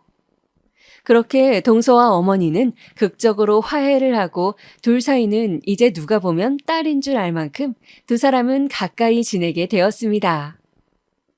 그런데 그렇게 평온하게 지내던 어느 날이었어요. 신랑과 저녁을 배부르게 먹고 기분 좋게 늘어져 있는데 갑자기 전화벨이 울렸습니다. 여보세요? 얘야, 나다. 지금 너네 집으로 가고 있으니 문 좀 열어다오. 네? 지금요? 무슨 일이세요, 어머니? 어머님의 다급한 목소리 뒤로 아버님의 고함 소리가 들려왔습니다. 저는 본능적으로 뭔가 아버님이 사태를 짐작하셨구나 싶었죠. 곧이어 택시를 타고 오신 듯 어머니께서 허둥지둥 문을 미리 열어놓은 집 안으로 들어오셨습니다. 그리고 바로 현관문을 닫자마자 미친 듯이 쿵쿵 문을 두드리는 아버님의 목소리가 들려왔어요. 어딜 도망가? 내가 하지 말랬지? 이제 보험 바꾸기도 모자라 다단계를 해? 집안 망하고 싶어? 자기야, 내가 짚이는 일이 좀 있는데 일단 나중에 다 설명할 테니 아버님 좀 모시고 한숨 돌리고 있어. 지금은 어머님하고 아버님이 따로 계셔야 할 것 같아, 응? 저는 남편에게 사정을 대략 설명하고 일단 내가 어머님과 있을 테니 자기가 아버지를 좀 진정시키라고 사태를 중재했습니다. 아버님은 씩씩거리며 남편의 손에 끌려가셨어요. 그리고 남은 어머니는 눈물을 흘리시며 저에게 나 좀 살려달라며 애원을 하셨죠. 아가야, 나 좀 살려주렴. 내가 진짜 심장이 떨려서 제명이 못 살겠다. 나 좀 도와다오. 너무 힘들어. 도대체 무슨 일이세요, 어머니? 물 한 잔 드시고 찬찬히 말씀 좀 해보세요. 저도 너무 답답하네요. 저는 어머니께 모르는 척 물었습니다. 그랬더니 어머니께서 내가 너네 가게에 공짜로 커피 마시러 가서 넌 대충 알고 있었지 않냐고. 다단계를 하고 있었다는 말씀과 보험금 빵꾸난 거 안 들키려고 하다 보니 빚을 지게 되었고 그래서 다단계까지 가게 됐다고 말씀을 하시는 거였어요. 처음 다단계를 시작할 때는 그 사람들 말만 들으면 6개월 정도만 열심히 하면 나도 한 달에 300 정도는 벌 수 있을 것 같아서 시작했는데 나날이 늘어가는 강연회, 모임에 나가는 돈만 많아지고 시키는 대로 사재기를 했더니 물건이 팔리지 않고 그게 고스란히 전부 빚으로 돌아왔다고 하는 거였어요. 정신을 차렸을 때는 이미 수습이 되지 않을 만큼 다단계에 깊숙이 발을 담그고 있었고 뒤늦게 아니다 싶어 빠져나오고 싶었지만 나 혼자의 힘으로는 도저히 빠져나올 수 없는 지경이 된 것 같다며 우셨습니다. 가족처럼 생각하라며 가족보다 더 가깝게 지낸다고 하던 회사 사람들은 어머니가 돈을 빌려달라고 하고 회사를 그만 나오고 싶다고 하자 싸늘한 태도로 바로 남처럼 등을 돌려버렸다고 했습니다. 제일 위에 있는 다이아몬드라는 사람을 믿었는데 막상 힘들다고 하자 실제로 도와주는 것은 아무것도 없었다며 어머니는 그 사람들이 어떻게 그렇게 필요할 때는 사탕발림을 하고 필요 없다 싶으니 팽개칠 수 있냐고 그 사람들에게 받은 상처가 크신지 말을 잇지 못하고 계속 슬퍼하셨습니다. 저는 어머니 손을 꼭 잡고 말씀드렸습니다. 어머니, 이왕 이렇게 된 거 그냥 확실하게 아버님께 다시는 그러지 않겠다고 말씀드리고 솔직하게 용서를 구하세요. 어머님도 어머님이 잘못하신 거 아시고 계시잖아요. 아버님도 아마 어머니께서 잘못을 뉘우치고 사과하시면 그렇게 많이 화내시진 않을 거예요. 진짜 그럴까? 그럼요, 어머님. 그리고 지금 남아있는 빚이 얼만지 어떻게 해결하실 건지 확실하게 아들 2명을 모아놓고 말씀을 하세요. 아들들이 화낼 걱정은 하지 마시고요. 네? 그 정도도 어머님 못 도와드리겠어요? 이번에는 그렇게 빚 청산하시고 이제부터는 제발 그런 돈 사고 치지 마시고요. 안 그래도 둘째는 모든 사실을 알고 있어서 둘째에게 말했더니 둘째가 형님에게 상의 드려보라고 하더구나. 형님 말 들어서 그동안 모든 일이 잘 되었다고. 그럼 내가 네 말 믿고 다시 한번 제대로 용서를 빌어보마. 고맙다, 첫째야. 이렇게 못난 모습 보여서 창피하구나. 어머니, 우리는 가족이잖아요. 서로 허물이 보이면 덮어주고 마음으로 품어줘야죠. 나중에 저나 동서가 힘든 일이 생기면 그때 어머니께서 저희 그렇게 챙겨주실 거죠? 어머니는 감동하신 듯 저를 꼭 안아주셨습니다. 어머니의 따뜻한 품을 느끼면서 저는 가족이라는 것이 별게 아니구나. 그저 이렇게 서로 온기를 나눌 수 있고 힘든 것을 편하게 이야기할 수 있다면 그게 최고의 사이가 아니겠나 하는 생각이 들었습니다. 앞으로도 어머니께 그런 며느리가 되어드리고 싶다는 생각도요. 그렇게 어머니께서는 혼자 모든 것을 숨기고 아쉬운 것 없는 척 지내시던 것을 버리고 모든 사실을 아버님과 아들들에게 털어놓았습니다. 남편도 시동생도 어느 정도는 알고 있었던 터라 담담했지만 아버님은 진짜 처음에는 미친 듯이 화를 내시다가 나중에서야 좀 수그러드셨습니다. 그렇게 저희 집안의 분란은 어머님의 솔직한 인정과 사과로 일단락되었습니다. 저도 본의 아니게 어르신의 비밀을 알게 되어 그걸 이용한 것 같아서 마음이 쓰이는 부분도 있었지만 결과적으로 모든 가족이 서로를 좀 더 잘 이해하게 되었고 또 힘든 일은 가족끼리 나누는 것이 맞음을 다시 한번 확인하는 계기가 되었던 것 같습니다. 그리고 돈 관리에 대해서도 다시 생각하는 계기가 되었습니다. 저도 사실 그동안 수입이 계속 들어오기 때문에 생각 없이 돈을 썼던 것 같아요. 그냥 물 흐르듯이 돈을 쓰다 보면 나중에 오늘 하루 얼마를 썼는지 계산했을 때 정말 제 생각보다 2배, 3배나 되는 돈을 쓴 적도 많더라고요. 돈으로 늙음하게 고생하셨던 어머니의 사례를 반면교사로 삼아 저도 이제부터라도 계획적으로 돈을 써야겠다고 생각하는 요즘입니다. 코로나도 극성인 요즘, 제 사연을 듣고 계시는 여러분은 어떻게 지내고 계시는지요? 이렇게 힘든 시간 속에서도 봄이 오고 또 꽃이 피고 있습니다.